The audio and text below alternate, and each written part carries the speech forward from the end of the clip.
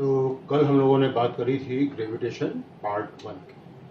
थोड़ा बड़ा टॉपिक होता है ये, और आज हम लोग का है day 11 of this crash course of 45 days. हम लोग आज से बात यहाँ से शुरुआत करनी है। टॉपिक आज के होंगे हम लोग के Kepler's laws, gravitational potential energy, orbital velocity, escape velocity, time period. Time period वही आपके सैटेलाइट का, हाइट ऑफ सैटेलाइट कितनी ऊंचाई तक जाएगा, energy of satellite and Jio stationery satellite. तो सबसे पहली बात हम लोग शुरू करेंगे कैपलर्स लॉज की। ये ध्यान रहे, ये जो लॉ थे, ये लॉ हमारे जो प्लैनेट्स हैं उनके लिए हैं और जो नेचुरल सैटेलाइट्स हैं उनके लिए है। यहाँ पे जो फर्स्ट लॉ है, फर्स्ट लॉ जो आता है, इसका कहना है कि each and every planet revolves around the sun in elliptical orbit in such a way as sun remains at its one focus। Her planet elliptical path पे घूमता रहता है सन के अराउंड, और इस तरीके से कि सन जो है पाया जाएगा किसी एक फोकस पे। मैथ्स के स्टूडेंट की बात जानते हैं कि इलिप्स में दो फोकस होते हैं। ये लॉ ऑफ ऑर्बिट भी कहा जाता है। सेकेंड लॉ जो है उसका कहना है, ये लॉ ऑफ एरिया कहता है, ये लॉ ऑफ ऑर्बिट है, ये लॉ ऑफ एरिया है। इसका कहना है कि for the planet which is revolving around the sun will travel equal area in equal time, यानी कि इसकी एरियल वेलोसिटी जो होती है ये कांस्टेंट होती है। एरियल वेलोसिटी कांस्टेंट होती है, और ध्यान रहे कि ये जो लॉ है ये आधारित होता है law of conservation of angular momentum, क्योंकि किसी भी प्लैनेट पे कोई बाहर से टॉर्क तो लगा नहीं सकता है। तो अब यहाँ पे अगर बात की जाए कि मान लीजिए कोई सैटेलाइट है, कोई प्लैनेट है, v वेलोसिटी से घूम रहा है इस तरीके से, ये r हो गया, ये d थीटा हो गया, तो ये r d थीटा भी हो जाएगा, एंगल बराबर r upon radius. p1 p2, माना p1 से p2 तक जाने में dt टाइम लगा है, तो इस डिस्टेंस को हम v dt भी कह सकते हैं। d थीटा एंगल बहुत छोटा है, इसलिए हम इसको जो है स्ट्रेट मान सकते हैं। तो डेल्टा a बराबर हो जाएगा half into r into v into delta t, और delta a upon delta t बराबर हो जाएगा हाफ r। L बराबर हम जानते हैं I ओमेगा होता है, और यही m v r, तो वी आर बराबर हो जाएगा एल अपॉन एम, और delta A upon delta T बराबर हो जाएगा L upon 2m, conservation of angular momentum, क्योंकि यहाँ पे एक्सटर्नल टॉर्क 0 है। थर्ड लॉ का कहना है, और ये लॉ ऑफ टाइम पीरियड भी कहलाता है, लॉ ऑफ टाइम पीरियड भी कहलाता है, और कहा जाता है for the planet which is revolving around the sun in elliptical orbit will have square of time period directly proportional to cube of the average distance, t square proportional to a cube हो जाएगा, t1 square upon t2 square बराबर a1 cube upon a2 cube हो जाएगा। आप चाहें तो यहाँ पे t1 upon t2 बराबर a1 upon a2 की पावर 3/2 भी लिख सकते हैं। ये बात हुई हमारे पास कैपलर्स लॉज की। फिर से एक बार बता दूं कि it is applicable for all planets and for natural satellites. अगली बात जो हम लोग की आने वाली है आज के टॉपिक में, वो आप देख सकते हैं कि ये है ग्रेविटेशनल पोटेंशियल एनर्जी। ग्रेविटेशनल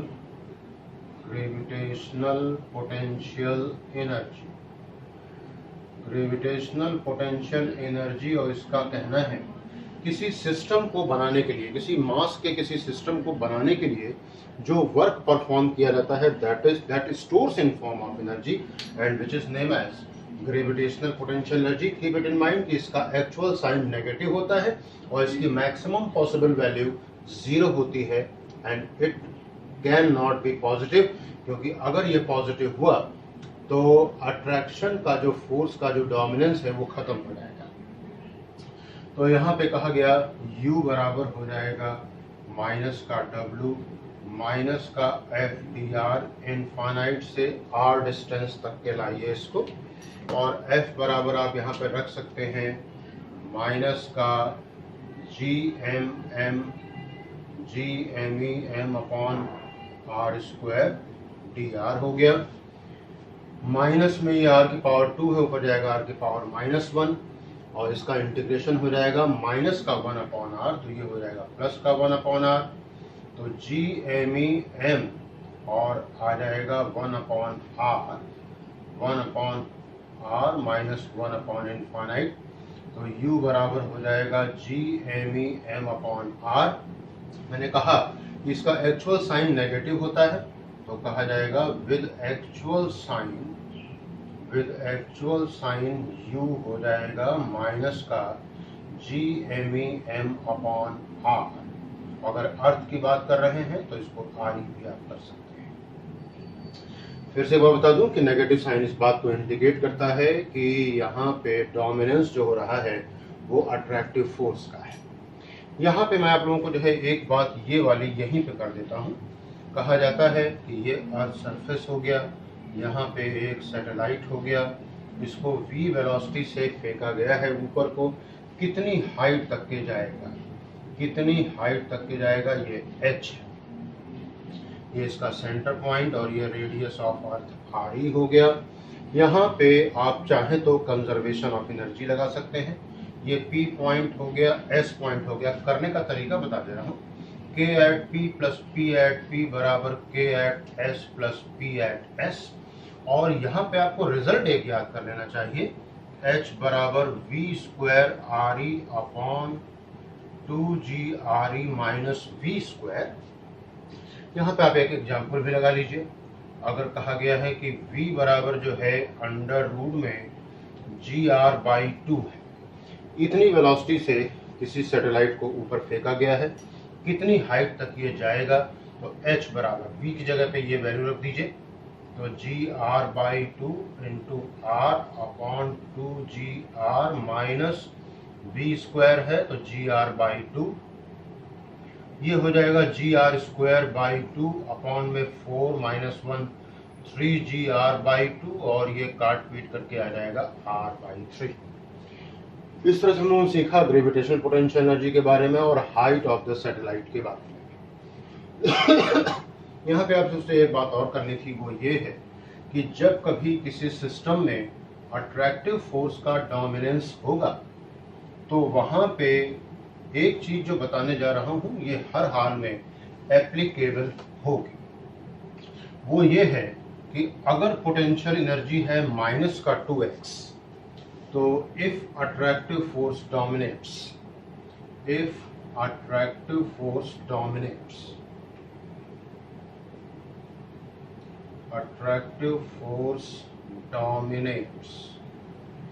तो यहाँ पे ये बात जरूर लागू होगी कि पोटेंशियल एनर्जी अगर -2x है, तो काइनेटिक एनर्जी आधा होगा प्लस का x, और टोटल एनर्जी इसी के बराबर होगी और साइन माइनस होगा। ये ग्रेविटेशन में भी लागू होता है और ये लागू होता है स्ट्रक्चर ऑफ एटम में, क्योंकि दोनों जगहों पे डोमिनेंस जो है वो अट्रैक्टिव फोर्स का है। यहाँ पे आपको एक बात और सीखने को मिलेगी, वो ये है कि ये m1 मास हो गया, ये m2 हो गया, ये m3 हो गया, ये m4 हो गया, ये दूरी r1 है, ये r2 है, r3 है, r4 है, r5 है, r6 है। अब यार जो मैं बोलने जा रहा हूँ सेंटेंस जरा ध्यान से सुने। अगर किसी एक पर्टिकुलर मास की एनर्जी निकालनी है तो फॉर्मूला आप जानते हो कि U बराबर माइनस का G m1 m2 upon r, यानी कि माइनस का G होगा, बीच में गैप होगा, डिस्टेंस होगा, और यहाँ पे पेयर ऑफ मास होगा। तो ध्यान रहे कि ये जो अगर हमें m1 की एनर्जी निकालनी है तो m1 से बनने वाले सारे पेयर लेने हैं, और अगर हमें पूरे सिस्टम की एनर्जी निकालनी है तो याद करें consider all non repeated pairs. सारे के सारे संभावित पेयर लेने होंगे, लेकिन कोई पेयर रिपीट नहीं होना चाहिए। तो u ऑफ m1 अगर कहा गया है तो माइनस का g बाहर कर लीजिए। m1 से बनने वाले सारे पेयर ले लीजिए, m1 m2 upon r1, m1 m3 upon r6 हो जाएगा, और m1 m2 हो गया, m1 m3 हो गया, m1 m4 अपॉन r4 हो गया। ये सॉल्व करेंगे तो आपको मिलेगी एनर्जी ऑफ m1 ओनली। अगर कहा गया है u ऑफ सिस्टम निकालना है तो हमने कहा consider all possible non repeated pair, कोई पेयर रिपीट नहीं होना चाहिए। तो m1 से बनने वाले तो सारे पेयर यहीं पे आ गए, m1 m3 अपॉन r6 है, ये m3 है, ये m1 m4 अपॉन r4 हो गया। अब m2 वाला लीजिए तो m2 का m1 से हो चुका है, m2 का m3 से, अपॉन में r2, m2 का m4 से ले लीजिए, अपॉन में r5। अब m3 के लेने हैं तो m3 का m1 से हो चुका, m3 का m2 से हो चुका, m3 का m4 से ले लीजिए, अपॉन में r3 कर दीजिए। और देख सकते हैं आप m4 का m2 से हो गया, m4 का m3 से हो गया, m4 का m1 से हो गया। ब्रैकेट बंद कर दीजिए, सॉल्व कर दीजिए, ये आपका आ गया पूरे सिस्टम की एनर्जी। अब हम लोग बच्चों आते हैं आगे की चीज हमको पढ़ने को मिलेगी, that is orbital velocity. Orbital velocity के साथ में ही हम लोग टाइम पीरियड के बारे में भी पढ़ेंगे। ऑर्बिटल वेलोसिटी कहा जाता है जिस वेलोसिटी से कोई सैटेलाइट प्लैनेट के चारों तरफ या कोई प्लैनेट सन के चारों तरफ चक्कर लगाता है, उस वेलोसिटी को ऑर्बिटल वेलोसिटी कहते हैं। और ऑर्बिटल वेलोसिटी हमें जानने के लिए हमें चाहिए होगा centripetal force, which will be provided by gravitational force. अगर ये सैटेलाइट है तो उसके प्लैनेट के द्वारा दिया जाएगा, अगर ये प्लैनेट है तो सन के द्वारा दिया जाएगा। ये इस तरीके से आ जाएगा, ये कोई सैटेलाइट हो गया, मास हो गया, vo वेलोसिटी, r हो गया, o हो गया, fc बराबर हो जाएगा mvo square upon r, fg हो जाएगा g capital M small m upon r square. और ये दोनों अलग अलग फोर्स नहीं है, ये एक ही फोर्स है, दो तरीके का यहाँ पे एक्सप्रेशन है, अभिव्यक्तियां हैं। fg बराबर हो जाएगा fc mvo square upon r बराबर gmm upon r square, vo बराबर हो जाएगा अंडर रूट में gm अपॉन r। और यहीं पे हम अगर रख लें कैपिटल G और स्मॉल g में रिलेशन लगा लें तो vo बराबर अंडर रूट जी आर आ जाता है। वैल्यू जब आप यहाँ पे रखते हो तो ये vo की वैल्यू ऑलमोस्ट 7.9 किलोमीटर पर सेकेंड आती है, जिसको कि आप लगभग 8 किलोमीटर पर सेकेंड भी ले सकते हैं। अब बात यहाँ पे आती है टाइम पीरियड वाले की बात की जो है हम बात करें तो यहाँ पे हो जाएगा t बराबर 2 पाई r अपॉन vo। तो t बराबर 2 पाई r अपॉन vo के नाम पे हो गया अंडर रूट में gm अपॉन r। ये हम लोग बात कर रहे हैं अबाउट टाइम पीरियड, जो कि हमारी ये वाली हेडिंग है। तो t बराबर हो जाएगा 2 पाई r की पावर 3/2 अपॉन में अंडर रूट gm, और t स्क्वायर बराबर 4 pi square upon gm r cube. आप देख सकते हैं ध्यान से कि ये केप्लर्स थर्ड लॉ प्रूफ हुआ है। अगर मैं केप्लर्स थर्ड लॉ के लिए ग्राफ अगर मैं खींचता t स्क्वायर और r क्यूब में, तो ध्यान दे जरा यहाँ पे कि t स्क्वायर अपने आप में एक पैरामीटर है तो इसकी पावर 1 है, r क्यूब अपने आप में एक पैरामीटर है पूरा तो ये इसका पावर 1 है, और ये हो जाएगा इसका ग्राफ स्ट्रेट लाइन। ये थीटा इसका स्लोप अगर निकालने के लिए कहा गया है तो y बराबर mx आप देख सकते हैं, सीधा सीधा y बराबर mx। तो tan थीटा बराबर m बराबर अगर इसकी वैल्यू पूछी गई है तो ये 4 पाई स्क्वायर अपॉन gm हो जाएगा। ये हुई बात हमारे पास ऑर्बिटल वेलोसिटी की।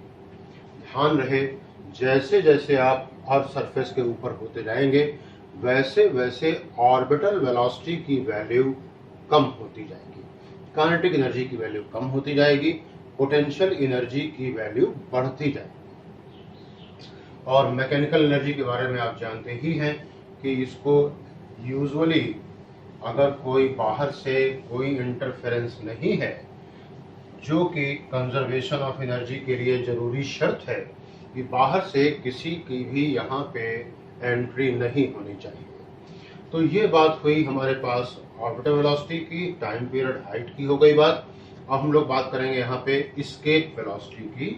तो ये एस्केप वेलोसिटी के लिए कहा जा रहा है कि minimum least required energy for a body to bring it out from gravitational field of earth is called as escape energy. Obvious है कि हमें किसी चीज को ग्रेविटेशनल फील्ड से बाहर लाना है तो हमें इसको काइनेटिक एनर्जी ही देनी होगी, और काइनेटिक एनर्जी होगा तो हाफ mv² होगा, वेलोसिटी देनी होगी तो उसके करस्पॉन्डिंग जो वेलोसिटी आएगी उसको हम नाम देंगे एस्केप वेलोसिटी। अब यहाँ पे बात आती है कि ये हमारा अर्थ सरफेस हो गया, यहाँ पे ये me हो गया, यहाँ पे कभी ये हुआ करता था P पॉइंट, अब ये पहुँच गया है स्पेस में।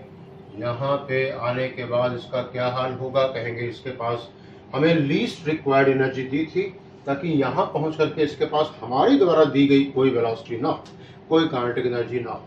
और चूंकि ये स्पेस में पहुँच गया है इसलिए अब यहाँ पे कोई अट्रैक्टिव फोर्स भी नहीं है और कोई भी पोटेंशियल एनर्जी भी नहीं होगी। तो लगाया जाए k at p plus p at p बराबर k at s plus p at s, ये हो गया हाफ mv² माइनस में gmem/re, कोई काइनेटिक एनर्जी नहीं, कोई पोटेंशियल एनर्जी नहीं। अब यहाँ पे आप b बराबर be कर सकते हैं, बराबर का gmem/re ला सकते हैं, m से m कट जाएगा, v बराबर √2 gme/re हो जाएगा। ध्यान रहे ऑर्बिटल वेलोसिटी और एस्केप वेलोसिटी दोनों ही मास ऑफ द सैटेलाइट से इंडिपेंडेंट है और इंडिपेंडेंट है एंगल ऑफ प्रोजेक्शन से। यहाँ पे आप देख सकते हैं कोई sine theta, cos theta, tan theta जैसा टर्म नहीं दिखाई पड़ रहा है। इसी को आप चाहें तो v बराबर √2g_re² कर दें, कैपिटल G और स्मॉल g में रिलेशन बना दिया तो VE बराबर हो जाएगा √2gre। इसकी न्यूमेरिकल वैल्यू जो आएगी वो 11.2 किलोमीटर पर सेकेंड हो जाएगी। और आप देख सकते हैं कि VE/VO बराबर √2gre/√gre, VE बराबर हो जाएगा √2v।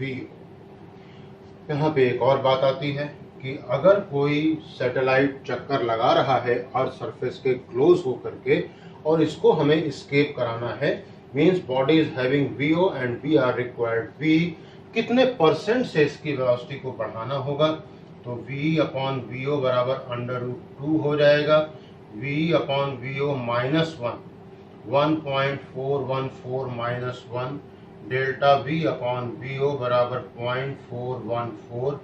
कितना परसेंट का सवाल था, तो यहाँ पे 100 से मल्टीप्लाई कर दीजिए, 41.4% हमको वेलोसिटी को बढ़ाना हो। और इसके सवाल जो बनते हैं उनको जरा ध्यान से देखें कि किसी भी प्लैनेट पे या सैटेलाइट पे एटमॉस्फेयर का होना और न होना इस बात पे जो है डिपेंड करता है कि वहाँ पे एस्केप वेलोसिटी कितनी है और थर्मल वेलोसिटी कितनी है। थर्मल वेलोसिटी को RMS भी कहा जाता है, √3 kT/m। VE बराबर √2gme/re। मून पे कोई एटमॉस्फेयर नहीं है, इसलिए वहाँ पे इसलिए नहीं है क्योंकि वहाँ पे एस्केप वेलोसिटी की वैल्यू बहुत कम है, 2.4 किलोमीटर पर सेकेंड है। तो VE अगर कहीं पे कम होगा, VE कहीं पे कम होगा CRMS से, RMS velocity, root mean square velocity, तो वहां पे कोई एटमॉस्फेयर नहीं होगा, नो एटमॉस्फेयर। यानी कि कहीं पे अगर हमें चाहिए होने के लिए कि जो है यहाँ पे एटमॉस्फेयर हो, तो कहा जाएगा एस्केप वेलोसिटी की वैल्यू जितनी ज़्यादा हो सके उतना ज़्यादा अच्छा रहेगा। एक और बात, ब्लैक होल नाम सुना होगा आपने। ब्लैक होल जहाँ से कुछ भी पास नहीं हो सकता है, यहाँ तक कि स्पीड ऑफ लाइट जो कि 3 × 10⁸ मीटर पर सेकेंड है, ये भी पास ऑन नहीं हो सकता है। अगर कहीं पे एस्केप वेलोसिटी c के बराबर हो जाएगा, स्पीड ऑफ लाइट के बराबर किसी जगह पे हो जाएगा, तो वो जो जगह है, वो जो बॉडी है, वो जो स्पेस है, वो ब्लैक होल में कन्वर्ट हो जाएगा। तो c बराबर हो जाएगा √2gme/r। एक और सवाल यहाँ पे आप बनाएंगे, बात समझेंगे कि अगर हमने इसको ve वेलोसिटी दिया था, तो ये जस्ट स्पेस में पहुंच गया है और इसके पास वहां पहुंच करके ना तो कोई पोटेंशियल एनर्जी है और ना ही कोई काइनेटिक एनर्जी है। लेकिन अगर हमने जो वेलोसिटी दी है वो एस्केप वेलोसिटी से ज्यादा है, if v is greater than v, तो वहां पहुंच करके इसके पास जरूर कुछ न कुछ वेलोसिटी रहेगी। Will be given as v dash बराबर √v² - ve²। Given velocity v है, इसके वेलोसिटी से ज्यादा है, तो जब ये यहाँ पहुंचेगा, स्पेस में पहुंचेगा, तो it will be having some velocity v dash which is equal to √v² - ve²। यहाँ पे अगर आप चाहें तो एक सवाल लगा सकते हैं कि इफ v बराबर n टाइम्स v है, तो v डैश हमसे पूछा गया है, तो v डैश बराबर हो जाएगा √ में n² v² - ve², ve √ में n² - 1 will be the velocity acquired by body when it reaches in space। तो हम लोगों ने पढ़ लिया है orbital velocity, escape velocity, time period, height of the satellite. Energy of satellite के बारे में आप बात करोगे, तो एनर्जी ऑफ सैटेलाइट के बारे में पोटेंशियल एनर्जी जो आएगी, एनर्जी ऑफ सैटेलाइट, तो यहाँ पे जब आप पोटेंशियल एनर्जी के बारे में बात करेंगे तो ये माइनस का Gme/m/r होगा। काइनेटिक एनर्जी जो आएगा, हमने आपसे पहले बताया था, इसी का आधा हो जाएगा और पॉजिटिव हो जाएगा, तो प्लस Gme/m/2re। और टोटल एनर्जी अगर कहा जाएगा तो U + k कर देंगे आप, तो ये वैल्यू काइनेटिक एनर्जी के बराबर आएगी और साइन नेगेटिव हो जाएगा, तो ये माइनस का Gme/m/2re हो गया। अब यहाँ पे एक बात आपको और सीखनी चाहिए, और वो है बाइंडिंग एनर्जी के बारे में। बाइंडिंग एनर्जी कहा जाएगा कि least required energy for a satellite to detach it from gravitational field of earth and to move into space. Infinite तक के इसको भेज देने के लिए जो एनर्जी चाहिए होगी उसको हम नाम देते हैं बाइंडिंग एनर्जी। और ये B बराबर होता है बच्चों माइनस टाइम्स E, यानी कि जो टोटल एनर्जी थी इसी पे माइनस साइन हम फिक्स कर देंगे, तो हम बाइंडिंग एनर्जी पा जाएंगे, और ये हो जाएगा प्लस Gme/m/2r। ये बात हुई हमारे पास बाइंडिंग एनर्जी के बारे में। अब आप जान लें यहाँ पे अबाउट जियो स्टेशनरी सैटेलाइट के बारे में। कहा जाएगा कि ऐसे सैटेलाइट जिनको कि जियो का मतलब अर्थ होता है और स्टेशनरी का मतलब रुका हुआ, ऐसे सैटेलाइट जिनको कि हम जब अर्थ से देखते हैं तो रुके हुए नजर आते हैं, नाम देते हैं इनको जियो स्टेशनरी सैटेलाइट। इनका घूमने की दिशा वही होती है जो अर्थ की होती है, वेस्ट से ईस्ट। इनका टाइम पीरियड वही है जो कि अर्थ का है, 24 आवर्स। इनका जो एंगुलर वेलोसिटी वही होती है जो कि अर्थ की होती है, ओमेगा बराबर ओमेगा अर्थ। और इनकी वेलोसिटी जो ऑर्बिटल वेलोसिटी होती है, जो वो 3.2 0.05 किलोमीटर पर सेकेंड होती है। मैंने आपसे कहा था जैसे जैसे आप ऊपर होते जाएंगे वैसे वैसे ये वैल्यू कम होती जाएगी। इनको ये जिस ऑर्बिट में रहते हैं उसको पार्किंग ऑर्बिट कहा जाता है।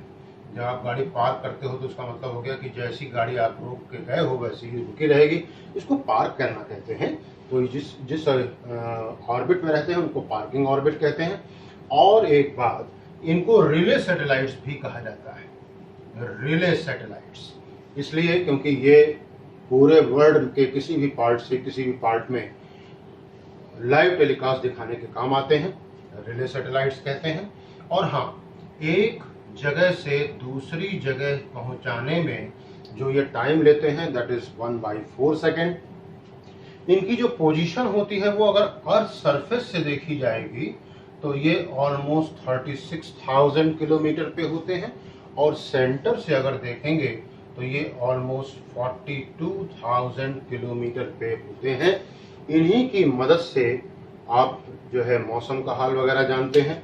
आप देख सकते हैं यहाँ पे बात मैं थोड़ी सी टॉपिक से हट करके बात कर रहा हूँ कि जो इस समय गूगल की जो सर्चिंग है, जो हमारी जीपीएस पोजीशन है, वो आज से 5 साल पहले 6 साल पहले नहीं थी। इसरो ने बहुत सारे सैटेलाइट भेजे हैं, और इस समय जब हम किसी जगह की लोकेशन को देखते हैं तो वो सिर्फ एक सैटेलाइट की मदद से नहीं देखा जाता, बहुत सारे सैटेलाइट मिल करके हमको वो लोकेशन दिखाते हैं, इसलिए एरर की गुंजाइश बहुत कम हो जाती है। हम इस समय जो हम लोकेशन देखते हैं, आप मान के चलिए कि वो 1 इंच की एरर से ज़्यादा का नहीं है, जो कि आज से 8-9 साल पहले कम से कम 2 मीटर की एरर पे हुआ करता था। ये था हमारा आज का टॉपिक डे 11 का, 45 डेज के हमारे क्रैश कोर्स का। ये हमारा पार्ट ग्रेविटेशन का फिनिश होता है। फिर से एक बार आप लोगों से बात करने का मन करता है कि आप लोग जो है खूब सिंसियरली, खूब सीरियसली, खूब मन लगा करके इन वीडियोस को देखें। और वीडियोस को देखने का पर्पस जो है वो है आपका कैरियर बनना, फिजिक्स का डर निकलना, न कि हमको जो है आप पॉपुलराइज करें। हमारी पॉपुलरिटी की जो है आपको जो है दिमाग में नहीं रखना है, बल्कि आपको अपना कैरियर का जो है ध्यान में रखना है कि क्या हम इन वीडियोस से कुछ हेल्प ले सकते हैं और क्या हम आगे बढ़ सकते हैं, फिजिक्स का डर निकाल सकते हैं। अगर ऐसा होता है तो हमारा पर्पस, हमारा काम, ये जो मेहनत है ये सार्थक होती है। Thank you, wish you all the best for your care.